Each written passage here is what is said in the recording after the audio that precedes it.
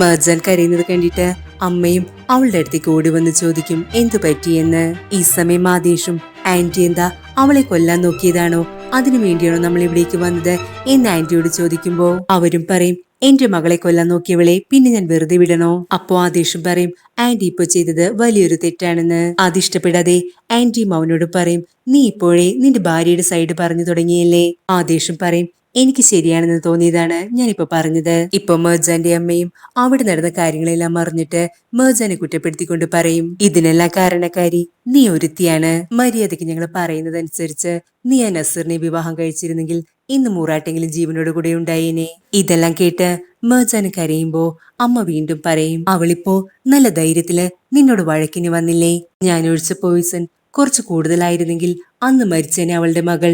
എങ്കിൽ അതോടെ അവളുടെ അഹങ്കാരവും തീരുമായിരുന്നു എന്നൊക്കെ അമ്മ പറയുന്നത് കേട്ടിട്ട് മെർജാനും അവരോട് ചോദിക്കും അമ്മ ഇപ്പൊ എന്താ പറഞ്ഞതെന്ന്. അപ്പൊ അവരും ദേഷ്യത്തോടെ എഴുന്നേറ്റ് നിന്ന് പറയും അതെ ഞാൻ തന്നെയാണ് അത് ചെയ്തത്.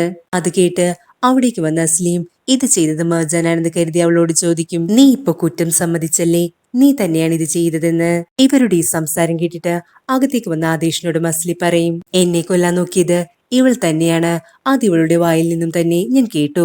ആദേശം അത് വിശ്വസിക്കാതെ ഇതെല്ലാം സത്യമാണോ എന്ന് അസ്ലിയോട് ചോദിക്കുമ്പോ ഞാൻ എന്തിനാ ഇക്കാര്യത്തിൽ നുണ പറയുന്നത് എന്ന് അവളും അവനോട് പറയും. അപ്പൊ മെർജാന്റെ അമ്മയും തന്നെ അവർക്ക് കാണിച്ചു കൊടുക്കല്ലേ എന്ന് അവളോട് പറയുകയാണ്.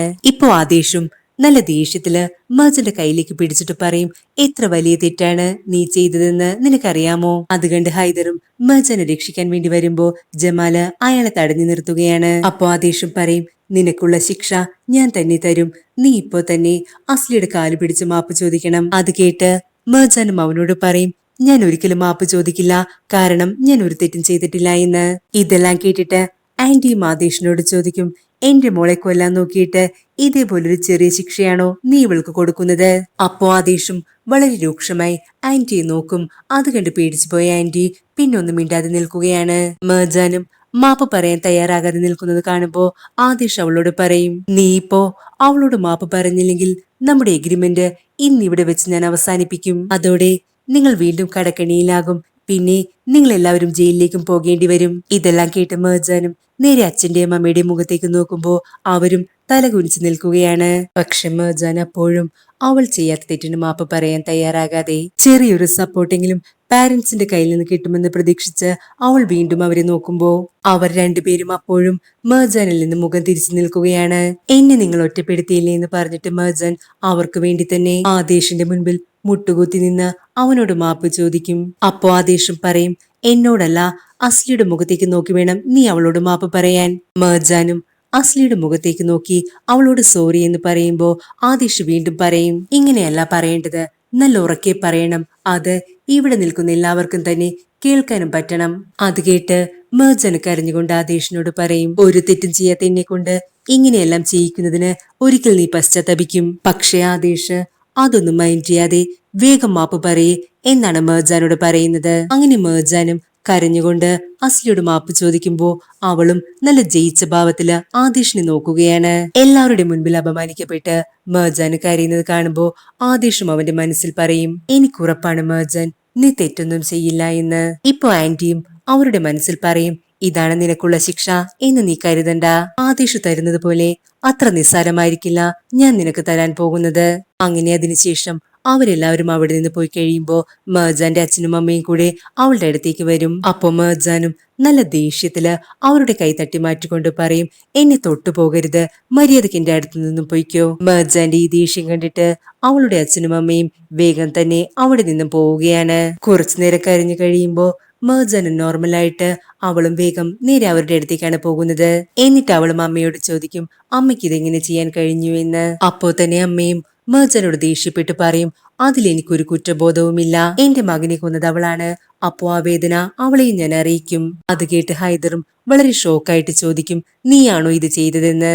അപ്പോ അമ്മയും നല്ല ധൈര്യത്തോടെ പറയും അതെ ഞാൻ തന്നെയാണ് അത് ചെയ്തത്. ഇത് കേട്ട് നന്നായിട്ട് ദേഷ്യം വന്ന ഹൈദറും അവരോട് ചോദിക്കും നീ ഇതൊക്കെ ചെയ്തിട്ട് നിന്റെ കൺമുൻപിൽ വെച്ച് തന്നെയല്ലേ നിന്റെ മകളെ അവരെല്ലാവരും കൂടി അപമാനിച്ചത്, എന്നിട്ടും ഒരക്ഷരം പോലും നീ അവൾക്ക് വേണ്ടി സംസാരിച്ചില്ലല്ലോ, എന്തൊരമ്മയാണ് നീ. അപ്പൊ അമ്മയും പറയും എന്തൊക്കെ സംഭവിച്ചാലും ശരി വീണ്ടും ഒരു അവസരം കിട്ടിയാ ഞാൻ അവളെ കൊല്ലും. ഇതെല്ലാം കേട്ടു നിന്ന മെർജാനും അവരോട് ചോദിക്കും, ശരിക്കും എന്റെ ശത്രുവാരാണ്? ആദേശും അവന്റെ ഫാമിലിയുമാണോ, അതോ എന്റെ സ്വന്തം അച്ഛനും അമ്മയുമാണോ? അപ്പൊ അച്ഛനും മെർജാനെ ആശ്വസിപ്പിച്ചുകൊണ്ട് പറയും, മകനെ നഷ്ടപ്പെട്ടിട്ട് അവളുടെ സ്ഥിരത നഷ്ടപ്പെട്ടു പോയതാണ്. നീ അത് കാര്യമാക്കേണ്ട. നിന്റെ ശത്രു അതെന്നും ആദേശ് തന്നെയാണ്. ഇപ്പൊ ഹൈദറിനും ഒരു കോള് വന്നിട്ട് അയാൾ അത് അറ്റൻഡ് ചെയ്യുന്ന സമയത്ത് അമ്മയും മെർജന്റെ അടുത്തേക്ക് വന്നിട്ട് അവളോട് ഒരുപാട് മാപ്പൊക്കെ പറയും. അങ്ങനെ അമ്മയും അവിടെ നിന്ന് പോയി കഴിയുമ്പോ ഹൈദർ മെർജന്റെ അടുത്തേക്ക് വന്നിട്ട് പറയും, നമ്മുടെ ഈ പ്രശ്നങ്ങളൊക്കെ സോൾവ് ചെയ്യാനും നിന്നെ ആദേശിന്റെ കയ്യിൽ നിന്നും രക്ഷിക്കാനും നസീർ പുതിയൊരു പ്ലാൻ എന്നോട് പറഞ്ഞിട്ടുണ്ട്. പക്ഷേ അത് അവനെ കൊണ്ട് ഒറ്റയ്ക്ക് സാധിക്കാത്തത് കൊണ്ട് അവന്റെ ഒരു ഫ്രണ്ടുമായി ചേർന്നാണ് ഈ ഒരു പ്ലാൻ നടത്താൻ പോകുന്നത്. അതോടെ നമ്മുടെ എല്ലാ പ്രശ്നങ്ങളും അവസാനിക്കും എന്ന് പറഞ്ഞിട്ട് ഹൈദറും അവിടെ നിന്ന് പോകും. ഇപ്പൊ രാത്രിയാകുമ്പോ മെർജന്റെ സാധനങ്ങളെല്ലാം ആ റൂമിൽ നിന്ന് മാറ്റുന്നത് കണ്ടിട്ട് ആദേശം അവിടുത്തെ സ്റ്റാഫിനോട് ചോദിക്കും, നിങ്ങൾ എന്താണ് ഈ ചെയ്യുന്നതെന്ന്. അപ്പൊ അവരും പറയും, മെർജൻ പറഞ്ഞു അവരുടെ സാധനങ്ങളെല്ലാം ഇവിടെ നിന്നും എടുത്തുകൊണ്ടുവരാൻ. അപ്പൊ ആദേശം അതെല്ലാം അവിടെ തന്നെ വെച്ചേക്കെന്ന് പറഞ്ഞിട്ട് നേരെ മെർജനുള്ള റൂമിലേക്ക് വരികയാണ്. എന്നിട്ട് അവളെ അവിടെ നിന്നും തൂക്കിയെടുത്തുകൊണ്ടുപോയി അവന്റെ റൂമിലെ ബെഡിൽ കൊണ്ടുപോയി ഇടും. അതിനുശേഷം അവനും പറയും, നീ താമസിക്കേണ്ടത് ഈ റൂമിലാണ്, നീ കിടക്കേണ്ടത് ഈ ബെഡിലും മാത്രം. എല്ലാ ദിവസവും എന്റെ ഈ മുഖം കണ്ടായിരിക്കണം നീ ഉണരേണ്ടത്.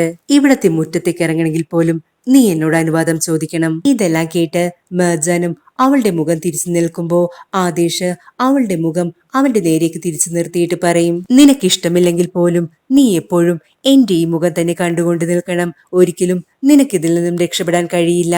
അപ്പോ മെർജാനും ഞാൻ രക്ഷപ്പെടുമെന്ന് പറയുമ്പോ ആദേശം അവളോട് പറയും, മരണം കൊണ്ട് മാത്രമേ നിനക്ക് എന്നിൽ നിന്നും രക്ഷപ്പെടാൻ കഴിയൂ എന്ന് പറഞ്ഞിട്ട് ആദേശം അവിടെ നിന്ന് പോകും. ഇപ്പൊ കാണിക്കുന്നത് ഹൈദറും നസീറും അവരുടെ പുതിയ പാർട്ട്ണറും കൂടി ചേർന്ന് ആദേശിനെ അവിടെ നിന്ന് പുറത്താക്കാൻ വേണ്ടി ഇവരെല്ലാവരും കൂടി ചേർന്ന് നടത്തുന്ന പുതിയൊരു പ്ലാനിന്റെ ഡിസ്കഷൻ നടത്തുകയാണ് അവർ.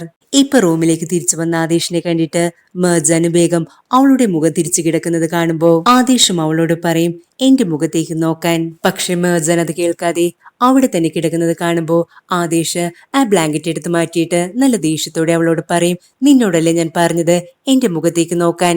അപ്പോ എഴുന്നേറ്റുന്ന മെർജാനോട് ആദേശ് വീണ്ടും പറയും, നീ എപ്പോഴും എന്റെ മുഖത്തേക്ക് വേണം നോക്കാൻ. അത് ഉറങ്ങുമ്പോഴായാലും ശരി ഉണരുമ്പോഴായാലും ശരി എന്റെ മുഖം നീ എപ്പോഴും കണ്ടുകൊണ്ടിരിക്കണം. ഞാൻ ഈ പറയുന്നത് നിനക്ക് മനസ്സിലായില്ലേ എന്ന് ആദേശ് ചോദിക്കുമ്പോ മെർജാനും നല്ല ദേഷ്യത്തോടെ ചാടി എഴുന്നേറ്റ് അവന്റെ അടുത്തേക്ക് വന്നിട്ട് പറയും, എനിക്ക് നിന്നെ കാണുന്നത് പോലും വെറുപ്പാണ്.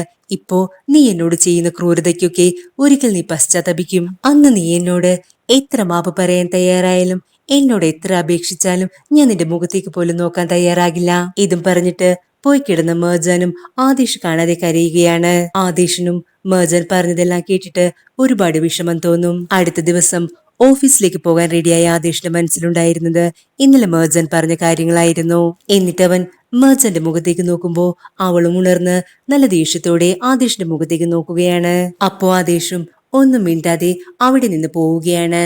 പിന്നീട് മെർജൻ ഹൈദറിന്റെ അടുത്തേക്ക് വരുമ്പോ അയാളും അവളോട് പറയും, നീ എത്രയും പെട്ടെന്ന് തന്നെ കമ്പനിയിലേക്ക് വരണം. കാരണം നീയാണ് ഈ ഒരു കോൺട്രാക്ട് അവരുമായി സൈൻ ചെയ്യാൻ പോകുന്നത്. ഞാൻ അതിനു വേണ്ട പേപ്പറൊക്കെ റെഡിയാക്കിയിട്ട് അവിടേക്ക് വന്നേക്കാം. അപ്പോഴേക്കും നീ അവിടേക്ക് വന്നിട്ടുണ്ടാകണം. ഇതെല്ലാം കേട്ടിട്ട് മെർജാൻ നേരെ നോക്കുന്നത് ദൂരെ നിന്നും തന്നെ നോക്കുന്ന ആദേശിന്റെ മുഖത്തേക്കാണ്. എന്നിട്ട് അവളും പറയും, ഞാൻ കറക്റ്റ് സമയത്ത് തന്നെ കമ്പനിയിൽ ഉണ്ടാകുമെന്ന്. അപ്പോ ഹൈദറും അവിടെ നിന്ന് പോകുന്ന സമയത്താണ് ഡെമറ്റും അവളെ കാണാൻ വേണ്ടി അവിടേക്ക് വരുന്നത്. ഇതെല്ലാം കണ്ടുകൊണ്ട് അവിടെ നിന്നിരുന്ന ആന്റി പറയും, നിനക്കുള്ള ശിക്ഷ ഞാനിപ്പോ തരുമെന്ന്. അങ്ങനെ ഡെമറ്റും മെർജാനും കൂടെ സംസാരിച്ചു കൊണ്ടിരിക്കുമ്പോ ആന്റിയും അവിടേക്ക് വന്നിട്ട് മെർജാന്റെ മുടിയിൽ പിടിച്ച് അവളെ അവിടെ നിന്നും എഴുന്നേൽപ്പിച്ചു കൊണ്ടുപോകും. അത് തടയാൻ വേണ്ടി ചെന്ന ഡെമറ്റിനെ അവരും തള്ളി താഴേക്കിടുകയാണ്. ഈ ഒരു സമയത്ത് ആദേശം ഒരു ഫോൺ കോളിലായതുകൊണ്ട് തന്നെ ഇതൊന്നും അവൻ കണ്ടിട്ടുണ്ടാകില്ല.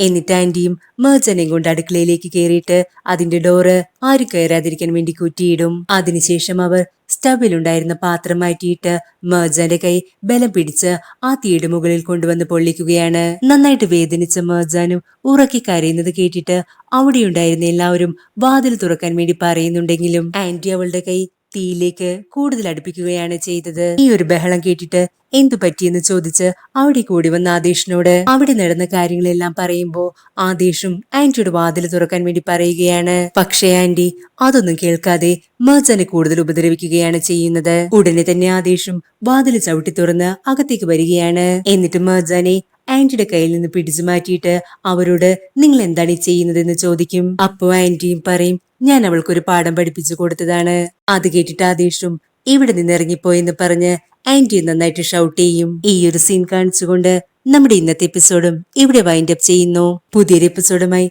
വീണ്ടും അടുത്ത ദിവസം കാണാം. അതുവരെ എല്ലാവർക്കും ബൈ ഫ്രം ആൻസ്ട്രാമ.